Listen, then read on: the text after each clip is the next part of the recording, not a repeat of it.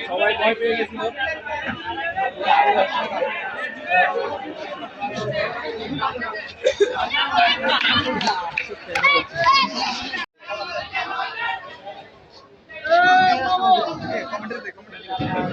এখন গরুটি পাগলা গরু সুনাম দেহের গরু এখন নেমে পড়ছে বিশাল কালরা কিন্তু দেখুন